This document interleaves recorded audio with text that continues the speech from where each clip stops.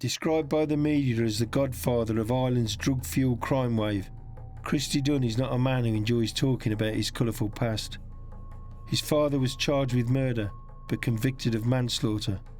After he was imprisoned, Christy became the head of the family. With 16 brothers and sisters and the legacy of his father's reputation in the underworld, his task was never going to be easy.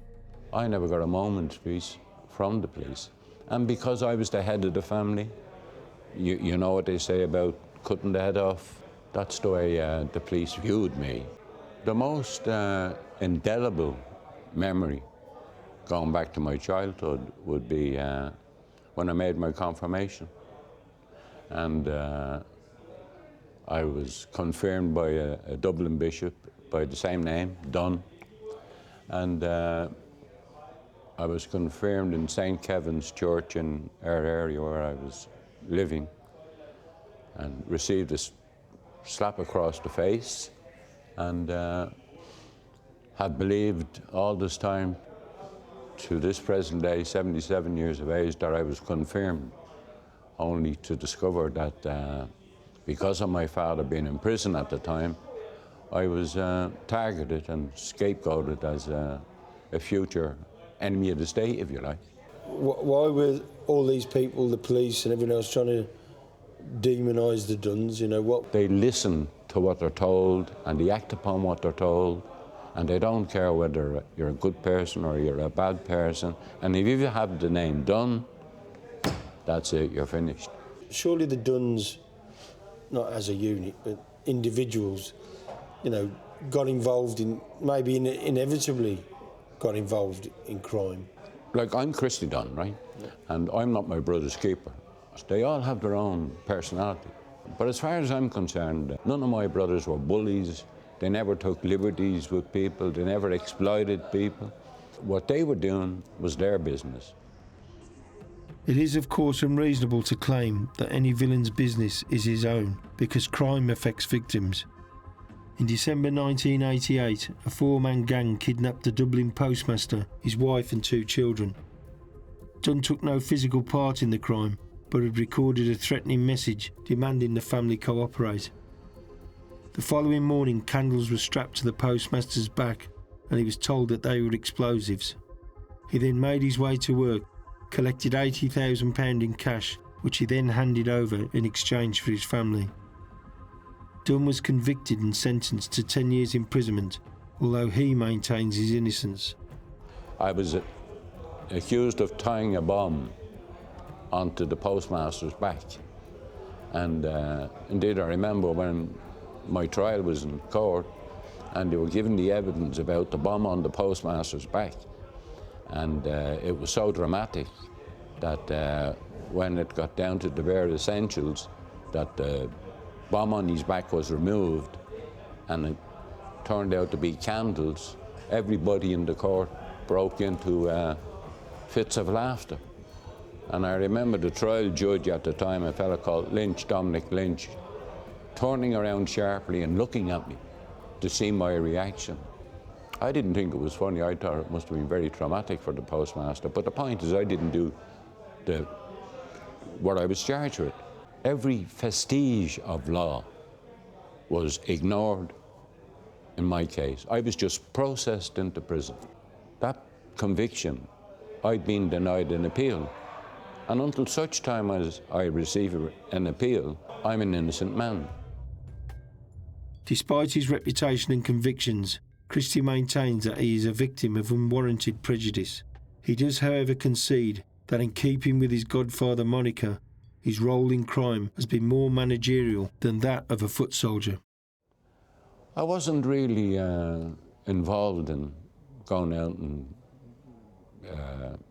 committing serious crimes or anything like that. I'd say I would have relied on my intelligence, and like, I wasn't foolish or stupid, but I certainly know I never hurted anybody.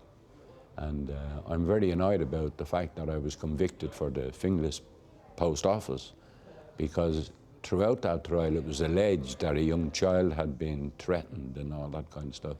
And look, they called me the Godfather. the official godfather of Ireland. I just don't want to know about being a godfather. Like, I would have known about all these type crimes. I mean, I remember the first security van that was ever robbed in Dublin. And I remember the biggest crimes that were happened in Dublin. But although I may have got blamed for them, the finger was pointing at me. I mean, it didn't necessarily mean that I did them. And whether I did them or not, I still got blamed for them. I didn't have to go out and rob banks or security vans or jewelers. I was capable of doing it, but I didn't have to. But I knew people around me were more capable than me. So you was more of a managerial role? An advisor, maybe. The Dunne family is blamed for being the first people to import heroin into Ireland. Out of 17 children, at least 10 have convictions involving the drug. At least 5 of the brothers became addicts, and Larry Dunne's wife Anita died after contracting AIDS through sharing a needle. Despite the family's inescapable links to this vile drug, Christy claims that Larry, who was responsible for organising the importations, was framed. My brother Larry was like the Titanic to the Dunne family. He brought us all down. When the police came to my brother's home, they searched the home, they left the home and said, right, that's okay. They found nothing. And then suddenly they came back about 20 minutes later, knocked on the door again, and one fella said, oh, I forgot to search a room upstairs. And of course, Larry let him back into the house, and then they found some. So what does that imply? When the heroin hit the streets of Dublin, nobody realised the damage, nor the consequences of this devil's poison, as I call it. It wasn't long before it became obvious the effects of this drug. It was easy for the police, for the politicians, and for everybody else concerned, right, to blame the Dunnes. It was easy. That's the power these people have. And I wouldn't like to have that type of power. I'm a victim of that abusive power. I've suffered at the hands of policemen all my life. At least I have the chance to speak out. It's like Paddy Hill said, they did not care whether we were innocent or not, right? They don't understand justice. They wouldn't even know how to spell the word. I've been through all that. I've been through all that, not once, not once, many times, many times. My book was accepted by 2 publishers, but the publishers who accepted my book were religious publishers, and also they were business people who supplied the church with ornaments and vestments and books and you name it. And because of a particular bishop in Dublin at the time, Charles McQuaid, he didn't like what I had said in my book about these industrial schools. So what they did was they tried to suppress my book. So the way they suppressed my book, they more or less told 2 different publishers, the Mercier Press, Gillen Macmillan, publish this book at your own peril, because you won't receive any more wherever, people going in from the church, buying our books or whatever. They were boycotted, more or less, as far as I'm concerned. So my book was never published. What do you say about this, you know, the media calling you the Godfather and, you know, pulling all the strings and controlling, you know, the Irish criminals? What do you think of all that? What do you say to them about that? Well, it's easy for those people to throw stones, you know, but they should have a deeper look at themselves rather than accuse other people. I mean, I would hate to be in a position of power to be able to destroy a person or elevate a person or drive a person crazy. That's the power these people have. And I wouldn't like to have that type of power. I'm a victim of that abuse of power. I've suffered at the hands of policemen all my life and certain religious figures. And, but it's not over yet for me. I have my story to tell, and when it is told, people will understand.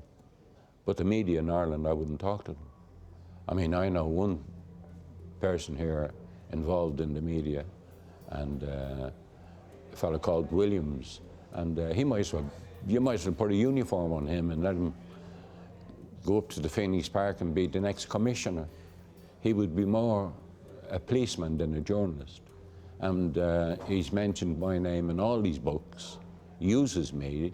Recently they put a program on TV3, which is owned by Dennis O'Brien, who controls the media as far as I'm concerned. And 3 members of the Gardaí who were involved in my case, well, 2 of them were involved in my case, they talk about that I was convicted, rightly so, etc., and that at the end of the day, the judiciary rejected everything I had to say. So in other words, I was a rogue and I was gone to prison, and that's where I deserve to be. But I'm the one that knows. I've never had an appeal against my conviction, and I'm waiting for my appeal. I've written to the Broadcasting Authority of Ireland, and I've told them that these people are telling lies, and it's not the view that the judiciary or the courts would hold, and as far as they're not interested. But if you were a straight, not saying you're not. Oh, if I was a person of impeccable character, I'd be probably getting compensated to